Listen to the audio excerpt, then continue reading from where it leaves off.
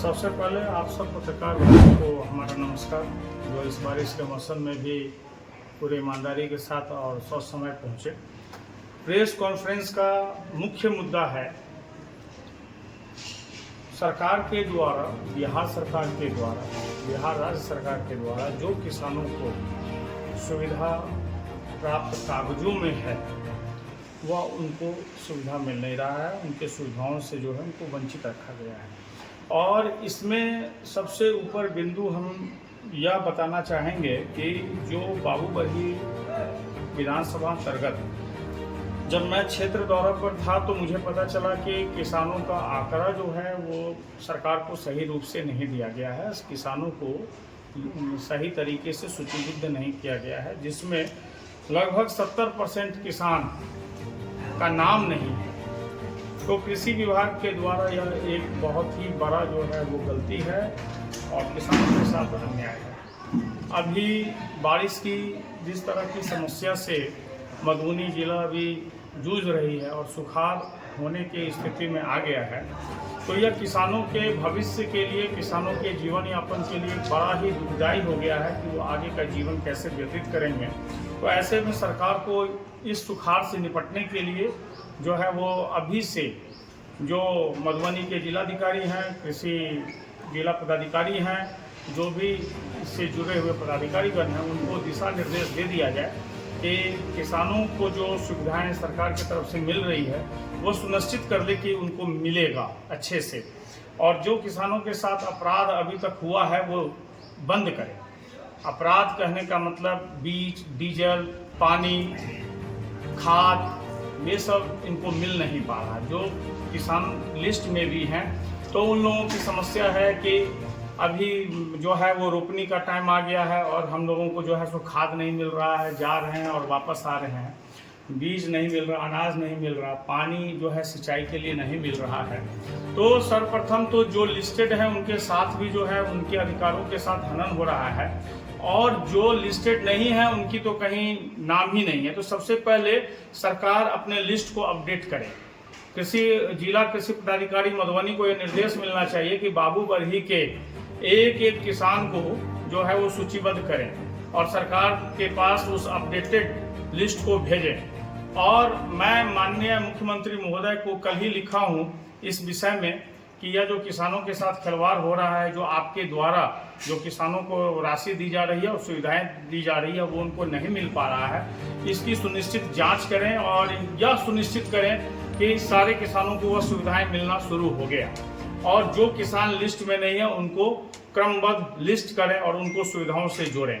यह हमारी मेन आज प्रेस कॉन्फ्रेंस करने का कारण हुआ है और आप लोगों से मैं सरकार तक बात पहुंचाना चाह रहा हूं। अगर इस चीज़ को नहीं किया गया तो जनता के साथ मैं सड़क पे उतरूंगा और इनके अधिकारों की लड़ाई के लिए जो आगे कदम उठाना पड़ेगा लोकतांत्रिक तरीके से, वह हर ठोस कदम उठाया जाएगा। जिस देश में ये नारा लगता है कि मिलता है, सब कुछ मिलता है, अगर खेत में किसान का मरनासन होता है या मरता है, जैसे इस बार खबर में आया था कि कई किसान थंडरबोल्ट के कारण मौत हुई है, तो उनको क्यों नहीं मिलना चाहिए? इस पर क्या आप आवाज़ उठाएंगे?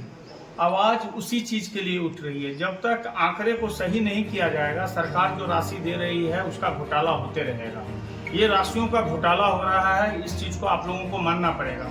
गलत आंकड़ा देने का कारण ही यह है कि उनके फंड के साथ खिलवाड़ करना और उस राशि को या पदाधिकारी लोग जो है वो अपने में यूज कर रहे हैं। सिंचाई के लिए नहर है लेकिन खेतों में पानी नहीं है, नहर में पानी है लेकिन खेतों में पानी नहीं है। या अभी सुखाड़ घोषित होने का समय आ चुका है, सुखाड़ घोषित भी हो सकता है, पानी अभी तक हुआ नहीं। तो इसी बात को लेके आवाज़ है कि हर खेत को पानी मिलना चाहिए, हर किसान को अनाज, जब तक किसान अनाज नहीं उपजाएगा तो वो अपना जीवन यापन कैसे करेगा, और देश की नींव का यहाँ पे सवाल है।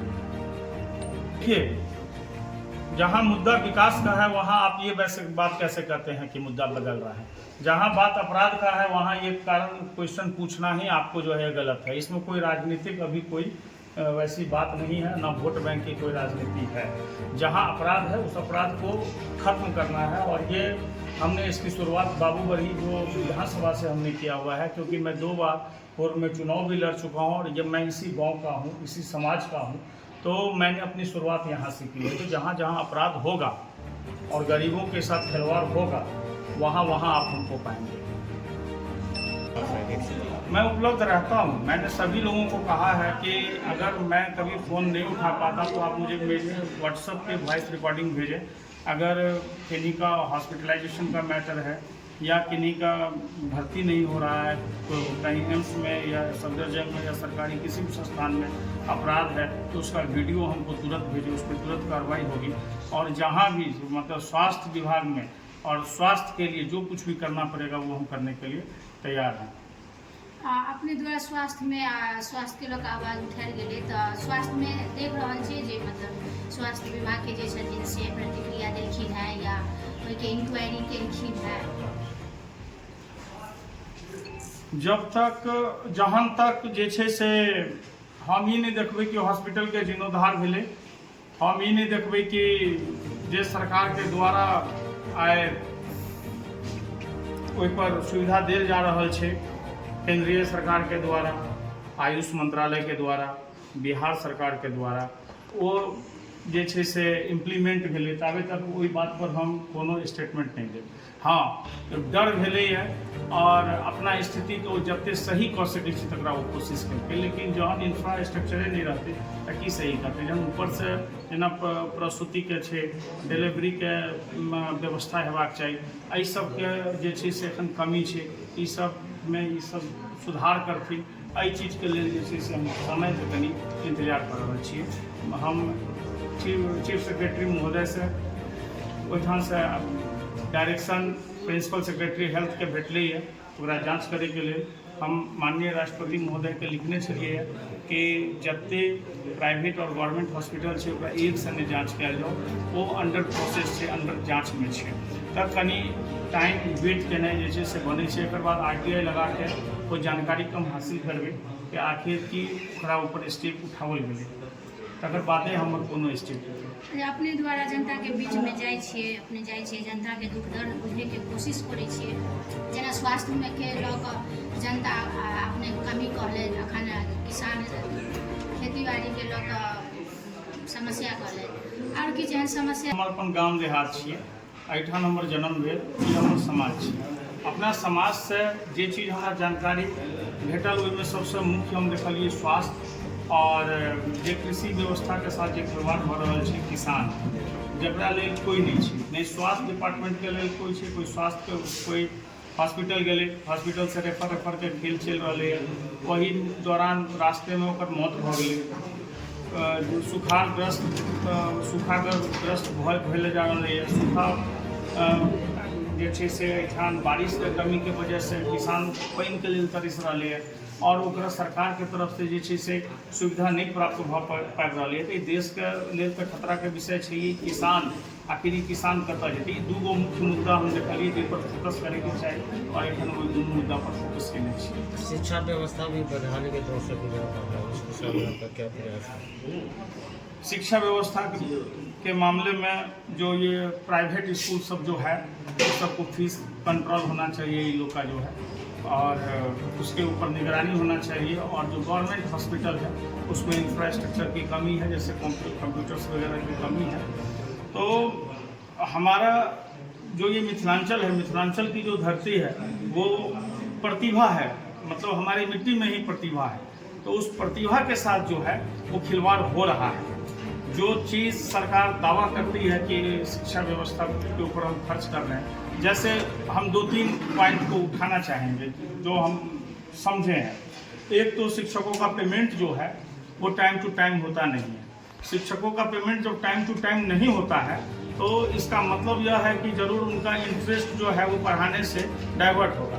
और जितना भी स्कूल है उसमें सुरक्षा की व्यवस्था नहीं है, शिक्षकों के साथ मारपीट हो जाना, जो स्कूल है कॉलेज है वहाँ लोकल राजनीति हो जाना, इन सब चीज़ों से जब तक स्कूल और कॉलेज इंडिपेंडेंट नहीं होगा कोई भी शिक्षक बच्चे को सही माहौल नहीं दे पाएगा पढ़ने के लिए।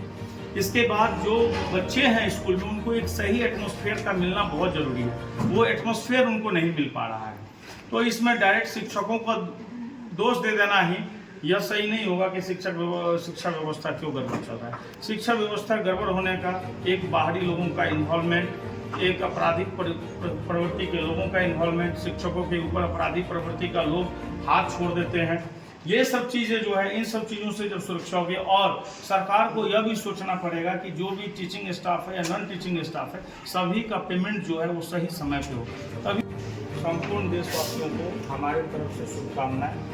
हमारे चाचा चाची सबको चरण स्पर्श, भाई बहन सबको प्रेम, छोटों को आशीर्वाद, और हमारी तरफ से बाबूबढ़ी विधानसभा के सभी लोगों को विशेष रूप से इस स्वतंत्रता दिवस की शुभकामनाएं। मैं सर्रा गांव निवासी, भूतपूर्व विधानसभा प्रत्याशी 34 बाबूबढ़ी, मनोज।